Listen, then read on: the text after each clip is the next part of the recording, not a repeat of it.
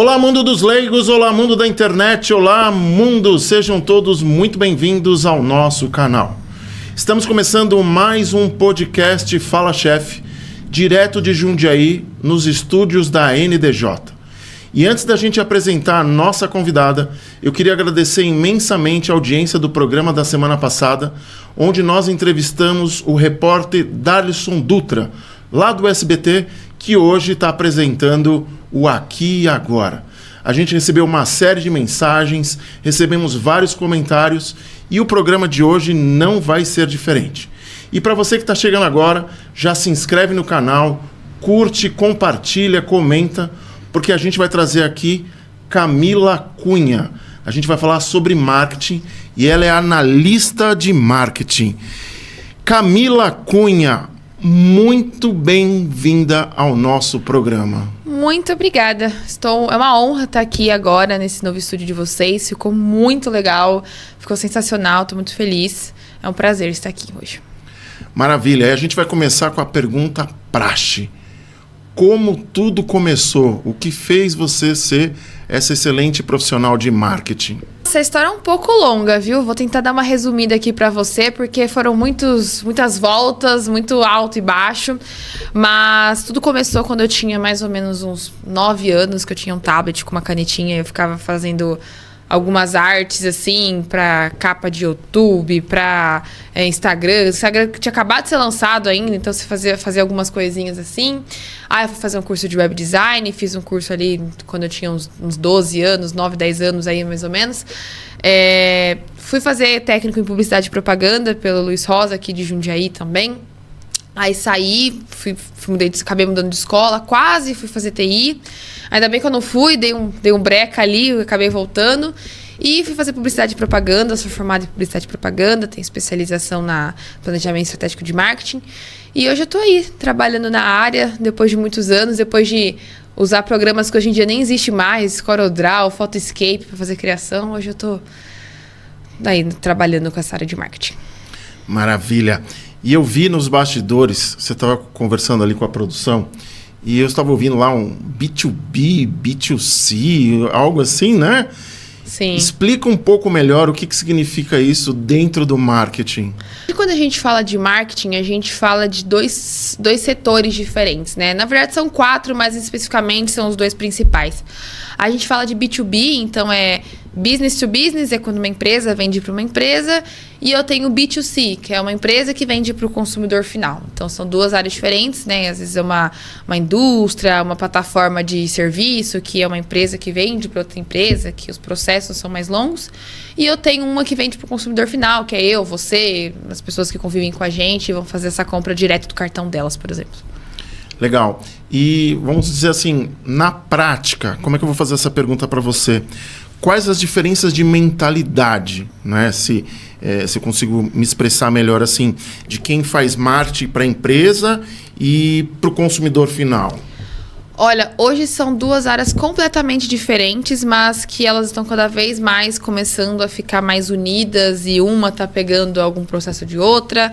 Mas quando a gente fala de B2B, você tem uma mente um pouco mais séria, por assim dizer. Então, é sempre algo mais institucional, você está trabalhando como a sua marca é vista por outras marcas. São conteúdos mais educativos, conteúdos mais estratégicos, né? Que você tem um planejamento um pouco maior, mais sério, que envolve outras áreas, né? Com mais detalhes, mais pontualidades, porque é uma empresa que está vendendo para uma outra empresa, né? São contratos milionários, às vezes, que a gente está falando. A gente não está falando de uma compra de R$5 que você vai no mercado, você fala, eu não ia levar isso, estou levando. E quando eu estou falando do B2C, você consegue pensar um pouco mais fora da caixa, você consegue trabalhar outros tipos de marketing, né? Que a gente diz que tem vários tipos de marketing. Você consegue fazer soluções um pouco mais, como eu posso dizer assim, mais animadas, sabe? Que são mais tranquilas, você tem que trabalhar a mente do consumidor mesmo. Então, como que eu posso fazer a jornada de compra dele ser mais facilitada? Como eu posso fazer ele comprar? O que isso vai mudar na vida dele, né? Então, são marketings totalmente diferentes, mas que hoje, por exemplo, como o B2C é um pouco mais aberto, né? Você consegue trazer trends, por exemplo. As pessoas do B2B estão trazendo alguns alguns pontos para o B2B, para poder, como eu posso dizer, criar e trazer mais contratos, fechar mais essas novas vendas, né? E eu tô vendo que você é uma mulher nova, porém eu vi seu currículo, você tem uma bela de uma bagagem, né? E eu anotei uma pergunta para fazer aqui específica, que é o seguinte: olhando para sua trajetória, que é curta, mas tem bastante experiência, né? O que mais chamou a atenção quando você saiu dessa experiência mais institucional do B2B, né? Para você começar a atuar também no B2C? Olha, eu saí do B2B recentemente, eu fui para uma área B2C e hoje eu trabalho com meninas, né, um time muito bom que também saiu do B2B e hoje está aprendendo também a ir para o B2C. E a gente está descobrindo que a gente pode pensar fora da caixa. Acho que essa é a palavra-chave, assim. A gente consegue pensar em soluções, em ideias de que como que o nosso cliente, se eu fosse o cliente, o que eu gostaria de ganhar, o que eu gostaria de fazer, como que eu me sentiria. Você consegue pensar como eu posso dizer assim, em ofertas diferentes, né? Você consegue trazer novas ideias, novos incentivos, novas campanhas que no B2B você não conseguiria trazer, por exemplo. Porque como o B2B é muito educativo, então é mais científico, é mais com prova social, no B2C eu já posso, por exemplo, fazer uma campanha diferente, que você, sei lá, um clube de fidelidade, uma campanha sazonal de Black Friday, por exemplo. Então o B2B ele é mais interessante, que você tem mais abertura, um leque maior de coisas para você fazer hoje em dia. Então eu tô aprendendo bastante, mas está sendo bem divertida essa experiência. Legal. E eu percebo assim, quem trabalha com marketing, trabalha com eventos, trabalha com automação, trabalha com conteúdo digital. Dentre essas frentes, né, vamos dizer assim, o que você acha mais estratégico para hoje estar no B2B? Olha, hoje, tanto no B2B quanto no B2C, o foco é conexão e experiência do consumidor. Hoje não importa onde você esteja. Por quê? O B2B está começando a ter uma quebra muito grande, que as pessoas que trabalham no B2B, que vendem para outras empresas, elas estão descobrindo que quem está do outro lado é uma pessoa. Então, no final das contas, no mais que o B2C é uma empresa que vende para uma pessoa, no B2B agora é uma empresa que também vende para uma pessoa. Por mais que quem vai usar no final de contas é a empresa em geral. Hoje, todas as empresas elas precisam focar em como que o consumidor está se sentindo ao comprar meu produto, ao fechar um contrato com a minha marca. Porque no B2B, quando a gente está falando de fechar um contrato que normalmente é milionário, tá? A gente não está falando de contratos de compras de R$5, R$10. Às vezes é R$5.000, R$10.000, R$500.000. Então é um processo de uma jornada que envolve muitas pessoas. Envolve o diretor da área que está fazendo a compra dessa solução, envolve o diretor de suprimentos que vai aprovar a compra, envolve a diretoria que quer aprovar a sua ideia, envolve o TI que precisa que essa plataforma seja legalizada, né, em relação a dados. Então é uma jornada muito longa em que as pessoas hoje, na área de criação de conteúdo do marketing, você precisa fazer com que a pessoa que está do outro lado se conecte com a sua marca. Então hoje a conexão, experiência, ela é a chave para qualquer coisa. Todo o marketing educativo, né, toda a parte de planejamento de comunicação, na verdade, que você precisa fazer, você precisa pensar em como a outra pessoa do outro lado vai estar se sentindo. Eu acho que esse é a nova onda que o B2B está presenciando e está sendo cada vez mais legal de presenciar, né? Porque está ficando cada vez mais unido, né? O B2C e o B2B estão começando a se conversar mais. E falando em se conversar mais, toda empresa tem a área comercial, tem o RH, tem a tecnologia, né? E assim, uma pergunta que eu faço especificamente para você: como que é fazer marketing tendo que apresentar para essas 3 áreas, conversar com as pessoas responsáveis de cada área? Como que é fazer tudo isso dentro de uma única empresa? Olha, a chave não, né, na verdade, mas uma dica que eu dou para muita gente, assim, é você ter uma boa relação interpessoal com outras áreas. Isso em 2 fatores, tá? Quando eu vou fazer um projeto, independente se eu estou numa empresa B2C ou numa empresa B2B, a gente acaba conversando com outras áreas porque acaba envolvendo outras áreas, né? A empresa não é só o marketing. O marketing hoje, ele pode ser o coração da empresa porque ele é a responsável por divulgar a empresa, por fazer com que outras empresas ou os consumidores vejam, né, que eu existo, que eu tô aqui. Mas tudo que eu tô fazendo passa por outras áreas, não por só em relação à aprovação. Porque se eu sou uma gerente de marketing, por exemplo, eu preciso apresentar o meu projeto num comitê, e eu preciso que as outras áreas também gostem desse projeto, né? Que eles comprem essa ideia, que eles aprovem. Às vezes, dependendo da empresa, um projeto precisa passar por aprovação de diversas áreas. Mas antes de tudo, antes de você tentar vender o seu produto para o consumidor, você precisa fazer seu produto ser vendido internamente.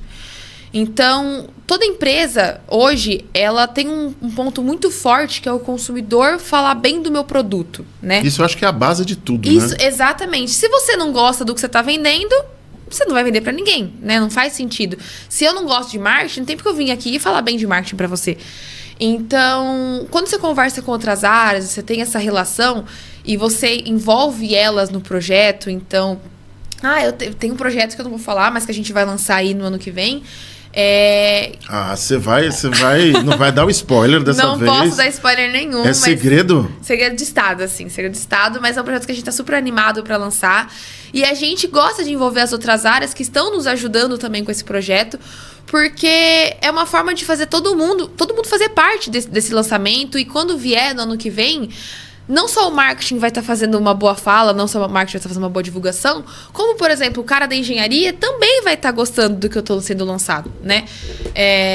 Hoje eu trabalho numa empresa de bioengenharia que é para a área odontológica e para a área médica, né? Então, se eu estou, por exemplo, numa roda, eu estou falando de implante, estou falando de enxerto e eu estou com dentistas e eu trabalho numa empresa sobre isso, eu vou falar bem do meu produto na hora. Então, eu vou comprar a ideia de que alguém está me oferecendo lá dentro e vou falar para outras pessoas.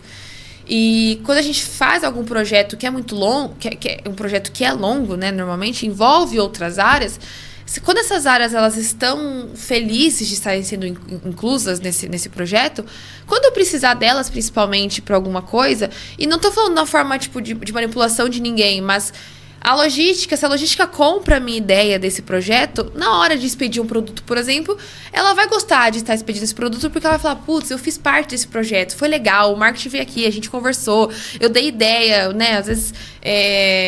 Às vezes é uma coisa que a gente tá tão viabilizado na área, eu mostro para outra pessoa, ela tem uma ideia que eu não tive. Então é bom você ter essa conversa com outras áreas, para eles comprarem a minha ideia primeiro, comprarem o meu projeto, comprarem a minha empresa, para depois eu conseguir vender a minha empresa de uma boa forma para as pessoas que no final realmente vão fazer essa compra, né? Então, assim, trabalhar em equipe é fundamental. Muito. Eu trabalho com cursos, palestras e treinamentos também, além do podcast. Sim. E a gente tem, um dos nossos treinamentos, a gente tem o que a gente chama de projeto de vida, né? E dentro do projeto de vida a gente tem o quê? A estratégia e a execução. A grande pergunta que fica é a seguinte: aonde que o marketing mais erra nessa situação de estratégia e execução? O que você falaria sobre isso? Olha, hoje eu vejo que muita gente sabe executar. Por exemplo, quando a gente fala de marketing, tem parte de marketing de planejamento estratégico mesmo, uma campanha, a parte de comunicação, que é a parte de criação. Criar, muita gente sabe criar. Às vezes, nem que seja não o mal feito, mas o bom, o que ajuda, o neutro. Mas falta estratégia. Então, falta você sentar, você pensar nas regras, você pensar nos detalhes, você ver quais vão ser as áreas que vão ser envolvidas nisso. Então, às vezes, um projeto acabou de acontecer, um projeto super legal, mas, putz, a gente esqueceu de envolver uma área ali, e aí chegou na hora deles fazerem a parte deles, deu atrito. Por quê? Porque ninguém conversou com eles antes. Ou a gente pensou em tudo, vamos lançar uma campanha incrível, mas a gente esqueceu de uma regra específica ali, um asterisco que o consumidor veio e falou assim, olha, é meu direito, vocês não falaram sobre isso. Então, a estratégia às vezes é onde a gente mais acaba pecando mais, né? Porque é um detalhezinho que você deixa passar, uma forma errada que você faz alguma coisa, no final, depois que já foi executado, que você já lançou a marca, você vai ver o erro vir e daí essa bola de neve vai virar uma avalanche. Legal. E, obviamente, antes da gente te entrevistar, a gente faz algumas pesquisas, né? E para poder entender um pouco mais. E eu queria que você falasse um pouquinho, eu vi que você já fez rebranding, lançamentos e eventos, né? Sim. tem algum aprendizado específico, importante, de repente, de algum... Eu não gosto muito dessa palavra, de algum erro, né? Mas que aprendizado teve aí no meio do caminho, vamos dizer assim?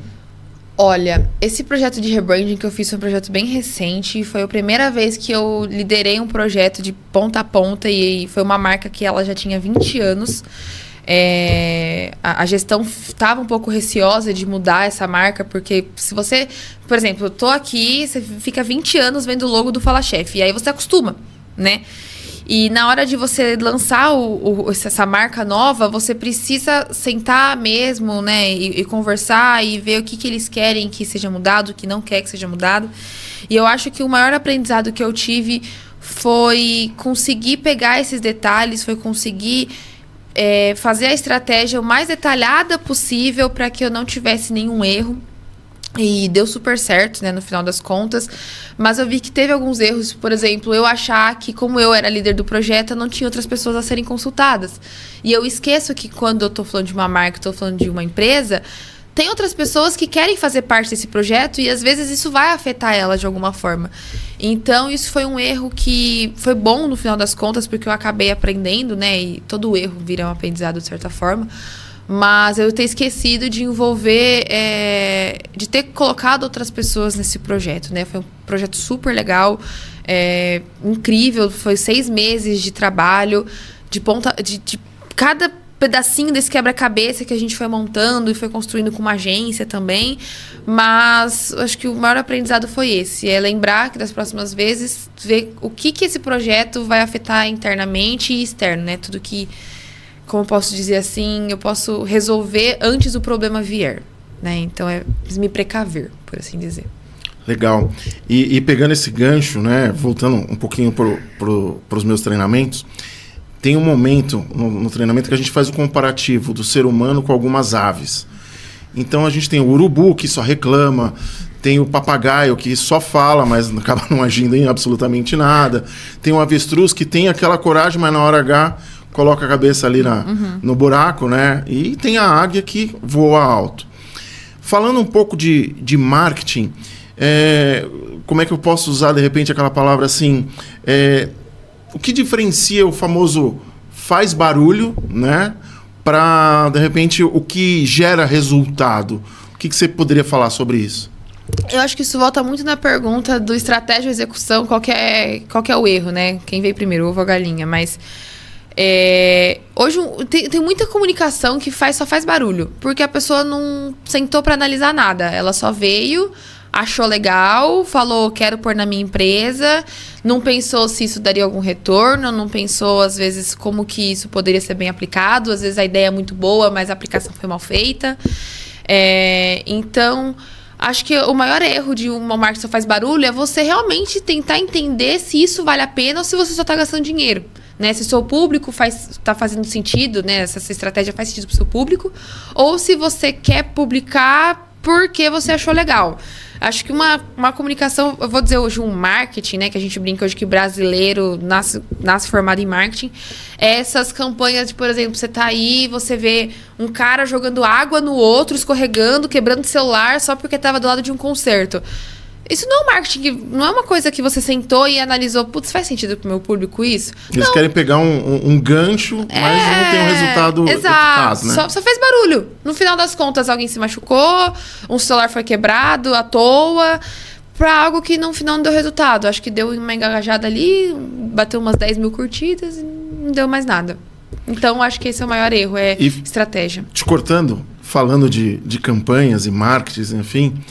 Esses últimos 20 dias eu fui pego pelo Canva, pela aquela propaganda lá da Graciane Barbosa, dos ovos, né? E assim, cara, eu juro que eu cheguei a fazer um vídeo na internet criticando... O Graciovos. O Graciovos. O que você fala? Tem a ver com isso daí ou não? Eu acho que nessa campanha especificamente, eles conseguiram fazer barulho e dar resultado ao mesmo tempo. Porque ninguém esperava que isso era uma campanha publicitária do Canva, principalmente, né? Que foi uma campanha do Canva, uma campanha muito legal, de um anunciante que tá vindo muito forte aí. Hoje muita gente conhece o Canva, muita gente usa o Canva, até quem tá começando a aplicar arte agora. Mas acho que tá longe de falar que eles só fizeram barulho, porque eles sentaram e analisaram uma coisa que ninguém nunca tinha reparado, que é pegar o marketing de tempo ali. Eles viram que estava em alta quando ela foi pro BBB e ficou falando do ovo, que eu preciso comer uns 20 ovos para poder fazer o treino, e criaram uma campanha absurda sem falar para ninguém que era uma campanha, gerou um buzz incrível. Eles mandaram até press kit para os influenciadores de treino. Exatamente. Receberam... E todo mundo pesquisando quanto é o valor desse ovo. Qual que é o valor? Eu fui um deles. É um ovo prêmio, nossa. E reclamando, né? Eu reclamei. Eu falei, gente, quem que é um absurdo que vai comprar um ovo de, sei lá, R$50 a caixa? E quando a gente descobriu que era do Canva, com uma campanha deles que eu tô achando muito legal, que chama Faz Bonito, Faz com Canva. Eu era uma pessoa que não usava muito. Hoje em dia eu sou evangelizadora do Canva. Eu tava com o meu time e a gente conversou. Falei assim, gente, isso era uma campanha. E todo mundo olhou com uma cara e falou assim, o quê? Uma campanha? Não, tá brincando, porque foi do nada. Hoje a gente tá vendo tanto absurdo na internet que eles pegaram, criaram um absurdo, deu tudo certo pra poder falar, olha, você precisa criar, né? Então o deles é o B2C, né? Você precisa criar alguma coisa, faz com Canva, funciona aí, ó. A gente criou uma marca que o Brasil todo falou sobre ela e você nem reparou que foi feito pela uma plataforma de criação fácil, assim, né? Que essa ideia deles é ser fácil. E falando em criar, a gente associa em IA, que é a inteligência artificial, né? E a grande pergunta que eu te faço é assim, a IA hoje, ela ajuda dentro do marketing ou o pessoal tem falado muito, vai tirar emprego de muita gente? Como é que você vê a inteligência artificial e se você usa dentro dos seus projetos? Bom, a inteligência artificial hoje ela é uma das minhas melhores amigas. Eu uso muito IA, mas você tem que ter muito cuidado e você tem que saber ter uma boa visão de como que você está usando essa IA. Muita empresa está usando IA para fazer marketing, para poder construir, para poder ter mais escalabilidade, né? Acho que hoje o principal uso da IA no marketing é escalabilidade. Então, às vezes eu preciso replicar, por exemplo, preciso fazer um convite, preciso replicar esse convite para outros canais. Então, a IA me ajuda a fazer essa construção. Mas eu não acho que ela vai tirar empregos de ninguém, porque ela, por mais que ela seja muito boa para construir imagem, né? Para poder construir textos, ela ainda falta alma. Falta um tempero, né, ali na minha construção dos meus produtos. Eu gosto muito de usar, mas hoje é tudo o prompt certo, né? Você tem que ter um prompt ideal, você tem que fazer ela evitar alucinação, você tem que explicar muito, porque hoje no marketing, hoje não, né? Sempre foi. Você tem que entregar um bom briefing. Acho que você conhece até esse termo. Então, você tem que entregar um bom briefing. Se você não entrega um bom briefing para a agência, não adianta você entregar um briefing ruim para IA, porque ela não vai conseguir fazer o que você quer que ela faça. Então, hoje eu uso muito IA para fazer as minhas coisas, a parte mais de texto. Não uso para criação de imagem, que eu ainda acho que está muito cedo para poder você pegar e sei lá, construir toda uma arte do zero, às vezes uma imagem de fundo, uma coisa ali, mas ela tá ajudando bastante para você construir escalabilidade. E por hora eu não acho que vai tirar emprego de ninguém, mas vai ajudar as empresas a construírem coisas mais rápidas e mais fáceis, né? Às vezes o tempo que você gasta pesquisando ali, né, que você gastava no Google abrindo blog por blog, a IA te traz um resumo completo. E assim, todas as IAs, elas estão evoluindo numa progressão geométrica absurda, né? E às vezes a gente gera uma certa preocupação do ser humano. Tudo que é criado, teoricamente, por algo positivo, o ser humano vai construindo algo sempre para levar para o negativo. Então, a gente começa a ver algumas celebridades, né? Que estão falando algo, estão vendendo algo e, na verdade, não é aquela pessoa. E a gente vê várias celebridades entrando com processo. Como que você vê esse lado de utilizar uma imagem pública através da IA para vender um produto para um consumidor leigo? Errado, extremamente errado. A IA hoje ela ajuda em tanta coisa, você consegue construir tanta coisa com a inteligência artificial. E eu não acho que o caminho seja esse. Nem sempre você precisa pegar uma pessoa famosa, uma imagem, por mais que seja uma imagem pública aí, né?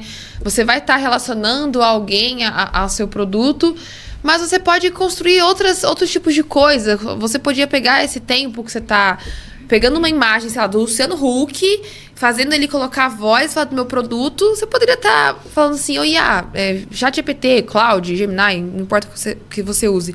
Me ajuda a criar uma estratégia legal para minha empresa. Como que eu posso pegar esse meu produto e fazer uma campanha legal agora para o final do ano do Natal, ou para a Copa do Mundo, para o Carnaval? O que eu consigo fazer, sabe? Então, eu acho muito errado ainda o uso da imagem em geral, tanto de famosos, ou como essa pessoa está usando para poder fazer fake news nessa parte do marketing político também, né? Que está muito perigoso, mas não é algo ano que vem, é ano de eleição. Eu só quero ver o que eles vão fazer.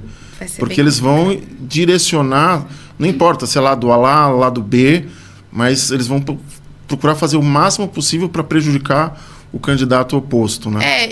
O ideal para mim, né, o que eu acho é na parte de agências que fazem campanhas para marketing político, seria barrar uma regulamentação que barre o uso de IA na parte de criação. Então, porque senão vai ser um caos. Vai ser horrível. Não quero nem imaginar como vai ser, na verdade. Eu também não. Vamos deixar chegar, né? Deixa chegar lá e lá a gente descobre. Primeiro a gente quer saber do seu projeto que está para sair, depois a gente vê a eleição que é no final do ano. Eu acho que o meu projeto é muito mais legal. Vai ser muito mais legal, vocês vão gostar. Legal, bacana. E assim, deixa eu te fazer uma outra pergunta aqui, ó. O que você acha que as empresas ainda não entenderam sobre marketing? Principalmente até esse ano que está acabando, vamos dizer assim. O que as empresas não entenderam sobre marketing? Pergunta difícil, hein? Eu acho que muita empresa ainda não entendeu que você precisa saber... Você precisa ter um bom time de marketing, uma boa construção de material para sua empresa ser bem vista, né? Então, ainda tem muito aquela visão de que marketing é só... eu vou vir aqui, vou criar uma arte pro WhatsApp, vou criar um flyer, vou criar um livrinho, e não tá vendo que marketing é estratégia. Você sentar e você ter investimento em marketing hoje é muito necessário, e as empresas parece que estão cada vez reduzindo, né? Elas estão pedindo mais e oferecendo menos, mas eu acho que hoje o maior erro das empresas é não ver o potencial que o marketing tem para essas empresas, ou mesmo achar que não precisa, né? Tô vendo muita empresa ficar para trás porque fala, não precisa de marketing, gente, precisa. E não é só questão de divulgação, é você criar um planejamento para sua empresa. Como que eu posso aplicar isso em algum lugar? Como que eu posso construir uma campanha legal para o meu cliente? Então, acho que hoje o maior erro das empresas é não ver o potencial que o marketing pode oferecer, né, para todo mundo. Perfeito. E assim, eu sempre costumo falar que tudo na vida você precisa ter preparo, dedicação e empenho. E a gente está vendo aqui no seu currículo que você fez um curso nos Estados Unidos, né, de planejamento de marketing focado nisso, e foi em Ohio. Conta um pouco dessa experiência e por que foi Ohio, como tudo começou na sua vida internacional, na sua carreira, na sua profissão. Bom, tudo começou no ano passado, eu fui... Gente, network é uma coisa maravilhosa. A gente acha que não, mas o papo, a conversa abre muitas portas. Eu sou prova viva disso, que você... né, eu era aquela criança na escola que os professores brigavam com a minha mãe porque eu falava demais. Mas, falar demais me trouxe muitas coisas. No passado eu fui num evento da Microsoft, numa época que eu trabalhava numa empresa que era parceira. Conheci um cara que ele foi fazer um curso nos Estados Unidos de planejamento estratégico de marketing. Tentei conversar para entender, né, como que era esse curso. E que era só pessoas que ganhavam bolsa conseguia ir, então bolsa de 100% ou bolsa de 50%, 70%. E ele me explicou, falou que foi uma experiência incrível, de muitos aprendizados. E graças a ele eu consegui, o nome dele é Lucas, lembro até hoje. Ele me mandou a inscrição no último dia para poder participar. E hoje eu falo inglês, eu considero que sou uma pessoa que fala inglês. Fui no autodidata, mas também fiz algumas aulas antes de ir. Participei desse processo seletivo, ganhei uma bolsa de 50% para poder ir conhecer Ohio, a Universidade de Ohio, lá em Athens. bem interior de Ohio mesmo, para poder estudar planejamento de marketing e comunicação para negócios. E eu ganhei essa bolsa em novembro, eu fui agora em julho, fiquei 2 semanas lá, depois estendi, mas fiquei mais um tempo nos Estados Unidos para poder viajar, né, poder passear, e foi uma experiência maravilhosa, e eu não digo só por... nem só pelo aprendizado, porque eu tive contato com professores que trabalhou, por exemplo, no marketing da Hershey's. Então, não é coisa pouca, não é gente pouca, assim, que a gente às vezes vê, coloca qualquer professor. Não, são professores realmente com uma capacidade absurda de construção. E tive muita aula sobre IA, tive muita aula sobre negócios, muita aula sobre liderança também. Conheci muita gente legal, fiz um networking absurdo, pessoas de empresas como Shein, GetNet, da Raizen, por exemplo, Nestlé, que estavam lá também. Você consegue construir esse... Hoje, pessoas que eu considero minhas amigas, né? Que você, às vezes, quer pegar uma ideia, quer uma opinião.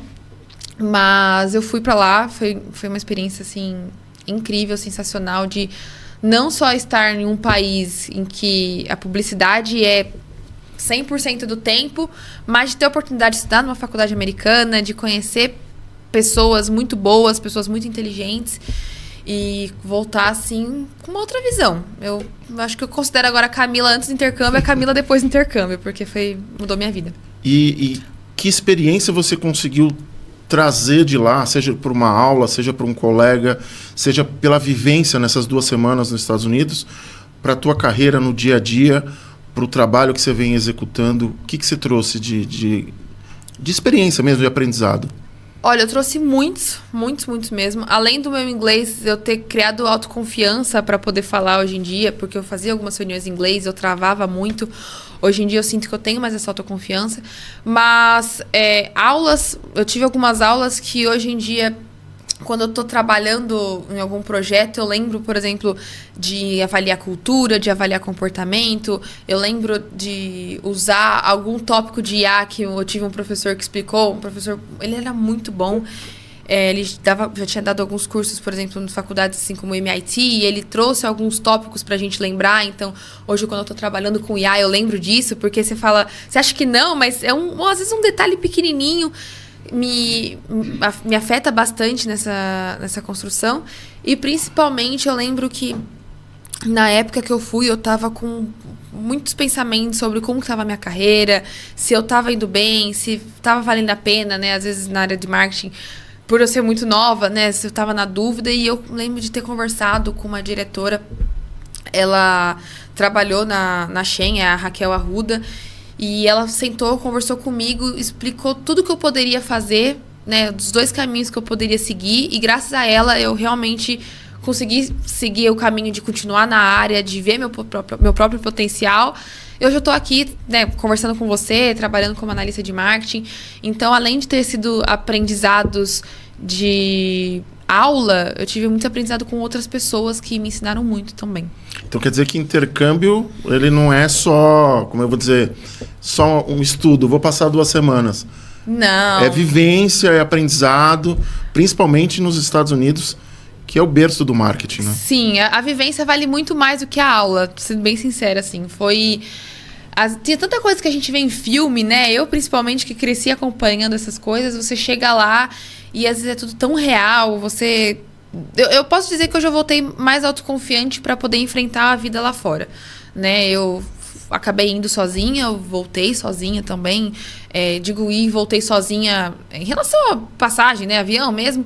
E eu ter passado por toda essa experiência, todos os perrengues também que você acaba passando, te molda, né? De certa forma. Você tá num lugar desconhecido e aprendendo coisas fora do seu idioma nativo, te transforma. Hoje, qualquer pessoa que pergunta pra mim, eu falo, vai, não pense 2 vezes. Porque ainda bem que nesse meu pensamento de 2 vezes eu decidi ir. Porque se eu não tivesse ido, acho que seria um baita arrependimento. E essa é a sua primeira viagem internacional? Você já foi para fora outras vezes? Já fui pro Chile no ano passado, foi eu e meu namorado, a gente foi. E também quando você vai, é quase a mesma coisa, assim, né? Você volta transformado porque, principalmente quando você trabalha com marketing, você precisa sair daquilo que você está sempre vendo o tempo todo. Se você vê outras culturas, como outras pessoas pensam, como que é, às vezes, a forma de comunicação de outros lugares, você volta, às vezes com um insight novo, algum pensamento novo que você consegue aplicar. Então, eu lembro que quando a gente foi, eu sou muito besta para essas coisas, eu fico olhando outdoor. E sou daquelas pessoas que olha outdoor e reclama. Nossa, tá mal feito isso aqui, não sei. Você é do tipo de profissional que olha um banner ou um flyer e fica colocando, não é defeito, mas achando que o seu poderia jeito, ser melhor? o seu potencial seria melhor? Sim, eu fico o tempo todo fazendo isso. Então, quando eu fui pra lá, eu ficava, nossa, mas isso aqui não poderia ser assim, não poderia ser desse jeito. Mas é legal de você ver, né? Por exemplo, eu não sei se você sabia, lá toda outdoor de doce mesmo, de bolacha, de biscoito, tem um aviso gigantesco. Esses de alto em açúcar adicionado é no outdoor, é escrito assim, porque é uma outra cultura, é uma outra regulamento, né? Eles preocupam, vamos dizer assim, um pouco mais com a saúde nesse requisito. Então, eles estão sempre te avisando, né? Te dando essas advertências. E marketing é isso, marketing cultural é você, às vezes... Eu tô trazendo uma empresa, por exemplo, que ela vai sair do Brasil, e eu já ter ido para fora do Brasil, eu já sei que quando eu sair, eu tenho que pensar como que é a vida deles lá, como que é a cultura deles lá. Se eu for pro Japão, uma coisa básica, aqui a gente aperta a mão, lá eles fazem reverência. Então, são culturas diferentes que, quando você trabalha com a área de marketing, você vai colocando na sua cabeça ali, vai encaixando para poder construir mais coisa. E esse negócio que você falou de conhecer a cultura, né? É interessante. Eu vou contar uma história rapidinha, mas eu não posso falar especificamente, porque senão cai aqui o nosso canal. Teve uma modelo brasileira, há muitos anos atrás, que fechou um contrato com uma empresa japonesa. E ela estava ali numa reunião, né, no jantar, e aí pegou o copo e foi fazer tim-tim. Só que tim-tim, lá pro japonês, é para quem tem o pequenininho.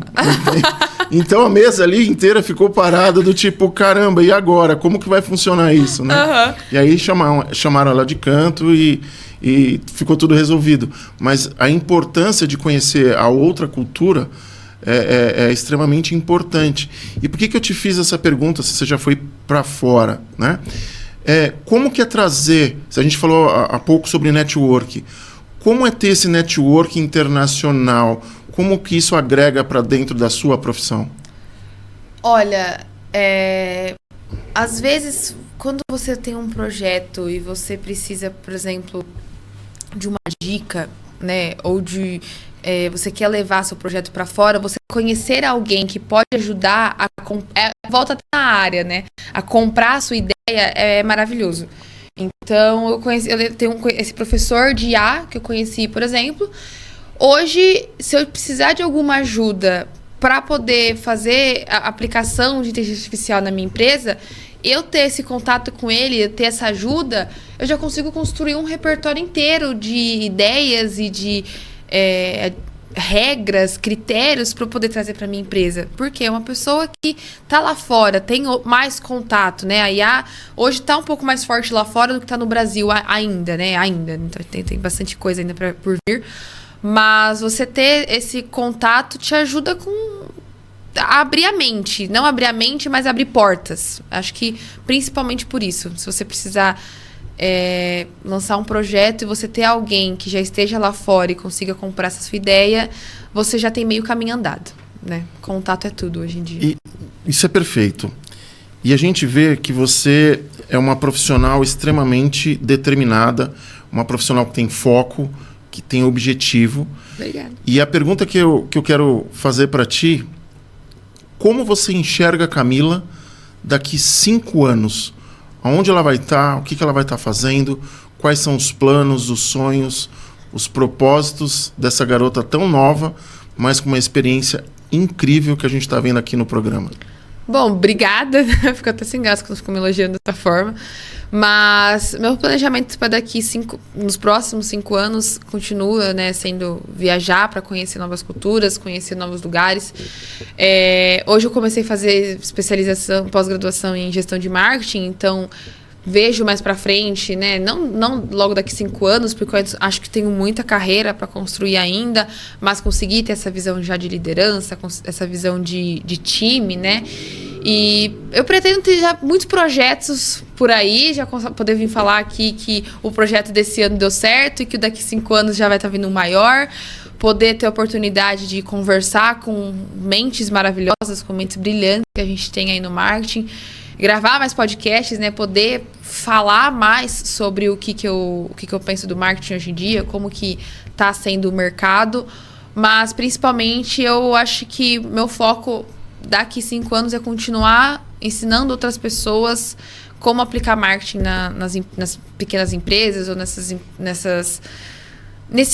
nova geração que está entrando agora, né? Eu gosto muito de acompanhar quem está entrando na faculdade. Eu tenho colegas, amigas, né, que estão entrando nessa faculdade de publicidade. E para mim é sempre um prazer elas virem conversar, tirar uma dúvida e poder ajudar eles. Porque é uma área que está cada vez crescendo muito e eu pretendo crescer junto com isso também. Legal. E assim, agora eu vou fazer uma pergunta de conflito de gerações. E eu vi no seu currículo que você, em algum momento, você já trabalhou em home office. E você trabalha presencial, já trabalhou. Qual é a diferença para quem já vivenciou? Porque, por exemplo, eu nunca trabalhei em home office e eu sou um crítico por geração. Mas a gente sabe que a geração de vocês tem várias alternativas, tem muita gente nova ganhando dinheiro porque trabalhando em home office. Eu queria que você contasse um pouco dessas duas experiências e, se for para colocar na balança, qual seria, no pódio de primeiro e segundo lugar, qual que você colocaria ali? Olha, se for para colocar na balança, eu já coloco que é o híbrido, é o meio a meio. Eu apoio home office, assim, principalmente em questão de deslocamento, né? Muita gente, às vezes, tem que sair mega cedo de casa para ir trabalhar, e principalmente quem é da área do marketing, nem sempre você tem essa necessidade de você, não só da área do marketing, mas alguns setores corporativos, de você sair de casa para ir fazer algum projeto no escritório. Mas eu também gosto muito do presencial pela relação do contato. Eu acho que o contato que você tem no presencial é completamente diferente do contato que você tem no home office, assim.